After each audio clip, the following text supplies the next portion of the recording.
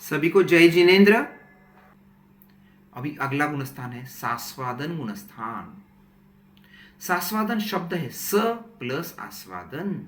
जैसे किसी ने पहले खीर खाई, खीर का भोजन किया और बाद में उल्टी आ गई, तो जब उल्टी करने के बाद उसके मुंह में खीर का जो बचा हुआ गुड़चट स्वाद रहता है उसे कहते हैं सास्वादन गुणस्थान की अनुभूति। उस तरीके से जिस जीव ने पहले उपशम संकित प्राप्त किया, बाद में अनंतानुबंधी कषाय के उदय के कारण वह जीव उपशम संकित को छोड़कर मिथ्यात्व की ओर जाता है। उसने शुरुआत तो कर ली, मुंह मिथ्यात्व की ओर कर लिया, लेकिन अभी तक मिथ्यात्व में पहुंचा नहीं है, तो ऊपर से निकलकर नीचे तक पहुंचने की जो बीच में की स्थिति है उसे सास्वादन गुणस्थान कहते हैं।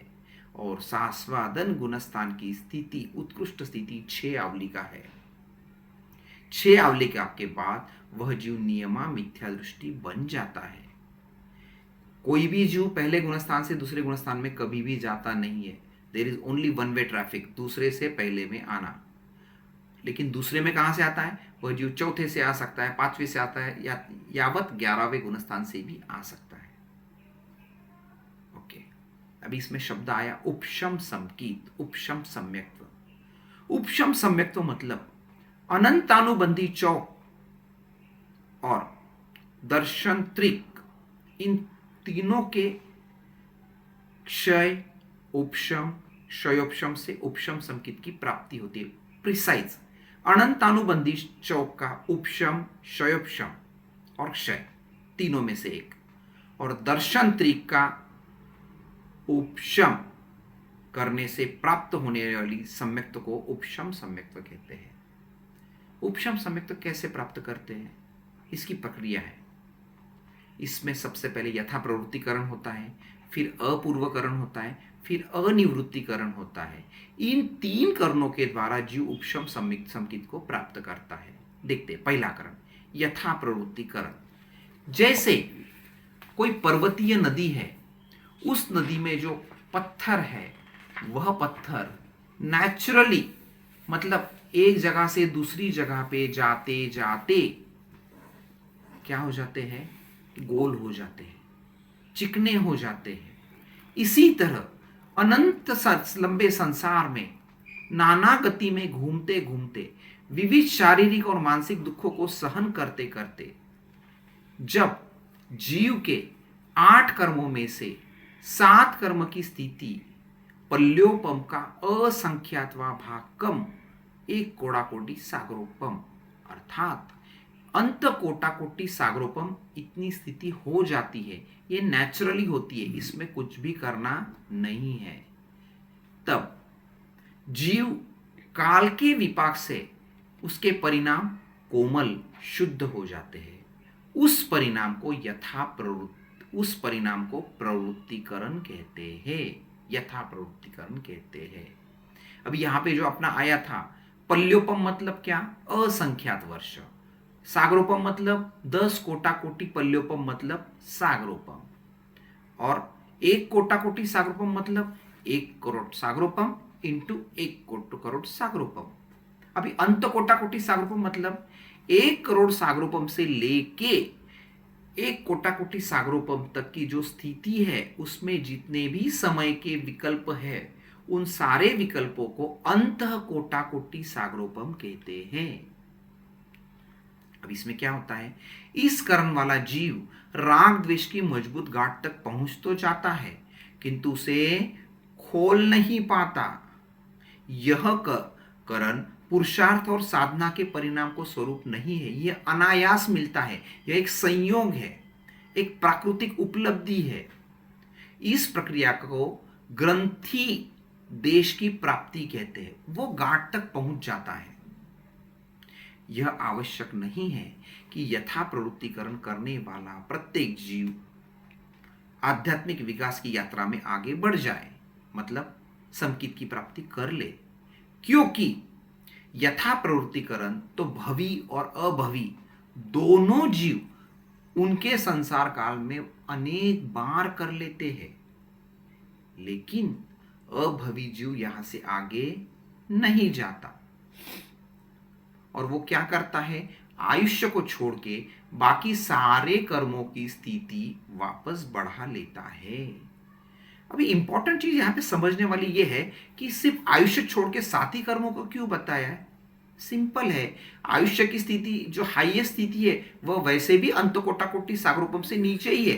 कितना है, सातवीं नरक आयुष्य 33 सागरोपम, सर्वार्थ सिद्ध विमान का आयुष्य 33 सागरोपम। ये बहुत छोटी है अंत कोटि सागरोपम से। तो जो ऑलरेडी छोटी है उसको और छोटी कहां से करेंगे। ठीक है, चलो अभी जो भवी जीव, उसमें भी आसन्न भवी जीव अपने अपूर्व वीर्योल्लास से आध्यात्मिक विकास यात्रा में राग द्वेष की तीव्र ग्रंथि को तोड़ने के लिए आगे चलता है। उसके यथा प्रवृत्तिकरण को चरम यथा प्रवृत्तिकरण कहते हैं। चरम, लास्ट, क्योंकि यह जीव को उसके जीवन काल में एक ही बार करना है। ठीक है, तो यह हो गया चरम यथा प्रवृत्तिकरण। दूसरी एक डेफिनेशन, अपूर्वकरण के पूर्व के यथा प्रवृत्तिकरण को चरम यथा प्रवृत्तिकरण कहते हैं। मतलब क्या है, पहली स्टेप है उसका लास्ट पॉइंट को चरम यथा प्रवृत्तिकरण कहेंगे, या दूसरी स्टेप के पहले वाला, एग्जैक्ट पहले वाला जो है उसे भी चरम यथा प्रवृत्तिकरण कहेंगे। One and the same. दूसरी है अपूर्वकरण। चरम यथा प्रवृत्तिकरण में आए हुए जीव का सद्गुरु का योग मिलने पर धर्म श्रवण के द्वारा उसका मन पाप से डरता है और वह उसमें वैराग्य उत्पन्न होता है। उसे सांसारिक सुख क्षणिक एवं दुख रूप प्रतीत होने लगते हैं। आत्मा को अनादिकाल से संसार परिभ्रमण करते हुए कभी भी ऐसा वैराग्ययुक्त अध्यवसाय उसमें उत्पन्न नहीं हुआ। इसीलिए शास्त्रों में इसे अपूर्वकरण, मतलब जो पहले कभी ऐसा भाव आया ही नहीं। बराबर है। तो क्या होता है, जो भवी जीव है वही अपूर्वकरण कहता है। इस करण को करने वाला जीव सम्यक्त प्राप्ति के लायक होता है। इसका दूसरा नाम निवृत्तिकरण भी है। बराबर है। निवृत्ति मतलब डिफरेंस, भिन्नता। एक साथ चरम यथा प्रवृत्तिकरण करने वाले जीवों के अपूर्वकरण प्रवेश के बाद उनमें जो अध्य व्यवसाय रहते हैं उसमें भिन्नता रहती है, एक रूपता नहीं होती, इसीलिए उसे निवृत्तिकरण कहते हैं।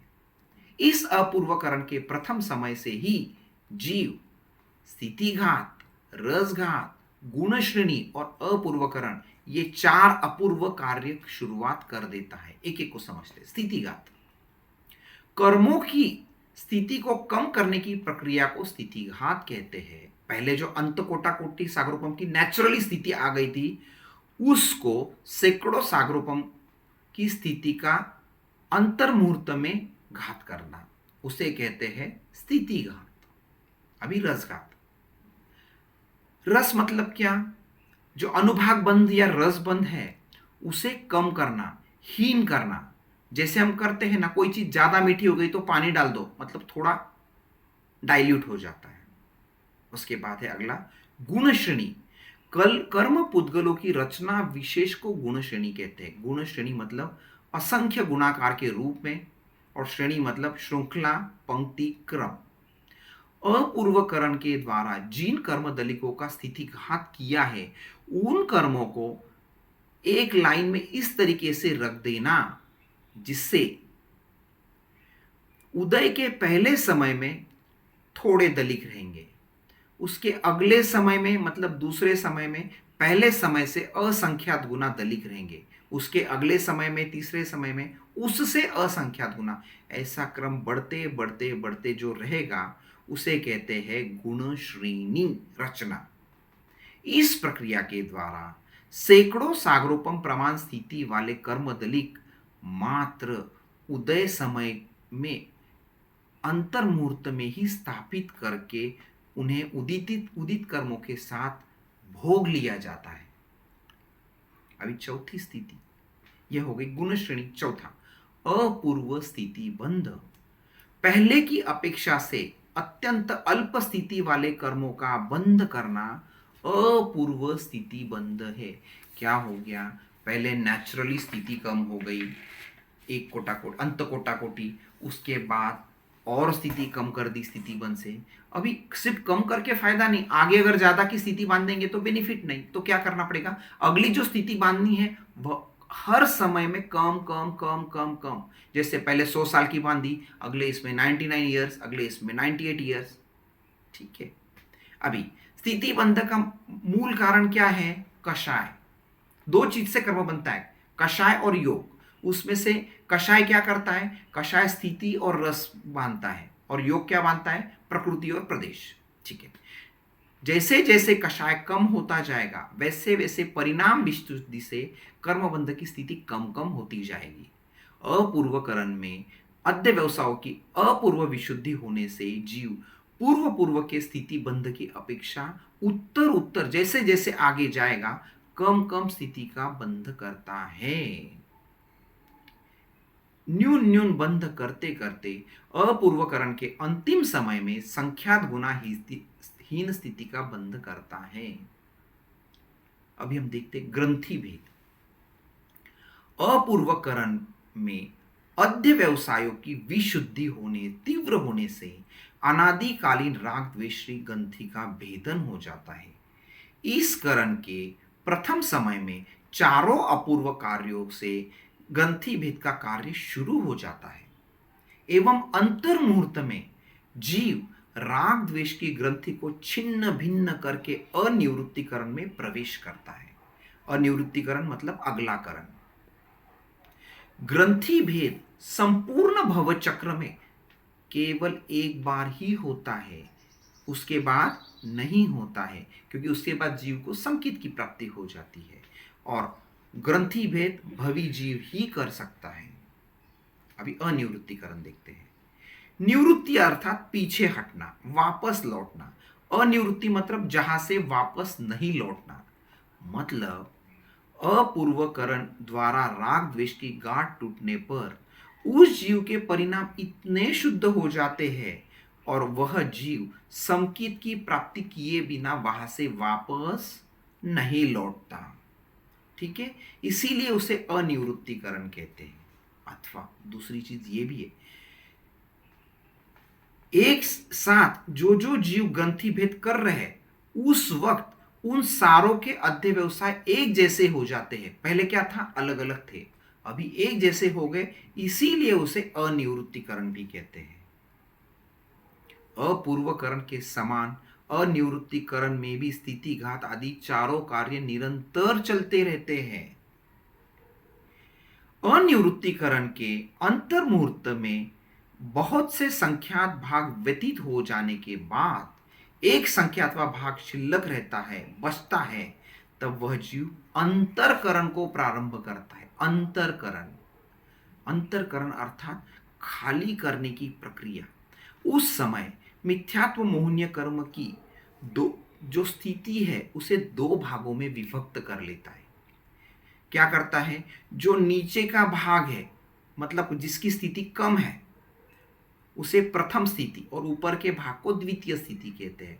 तो प्रथम स्थिति वाले जो हैं उन्हें वह भोग लेता है। प्रथम स्थिति अंतर्मूर्त की है, द्वितीय स्थिति अंत कोटा कोटि सागरोपम की है। अंतरकरण के बाद जीव प्रथम स्थिति में रहे मिथ्यात्व के कर्म दलिकों को विपाक उदय द्वारा, विपाक उदय मतलब जहां अनुभूति नहीं होती है, भोग कर नष्ट करता है और द्वितीय स्थिति में रहे कर्म दलिकों को उपशांत कर देता है। उपशांत मतलब दबा देता है। जब प्रथम स्थिति के कर्म दलिक खत्म हो जाते हैं तब मिथ्यात्व का बंध और उदय रुक जाता है, क्योंकि जो उदय में आने वाले थे उनको भोग लिया और जो आगे वाले हैं उनको उपशांत कर दिया, तो बंध और उदय दोनों रुक जाता है और दूसरी स्थिति में रहे कर्म दलिक उपशांत हो जाते हैं। उसी समय जीव को उपशम संकित की प्राप्ति हो जाती है। उपशम संकित की प्राप्ति होने के बाद ग्रंथियां बिखर जाती है और जीव प्रथम गुणस्थान को छोड़कर सीधे चौथे गुणस्थान में या उससे आगे के गुणस्थान में आ जाता है, सातवें गुणस्थान तक। उपशम संकेत की प्राप्ति के समय जीव को जन्मांध व्यक्ति को आंखें मिलने पर जैसे आनंद होता है, वैसा अनंत गुना आनंद उसे उस स्थिति में आता है। ठीक है, सभी को जय जिनेन्द्र।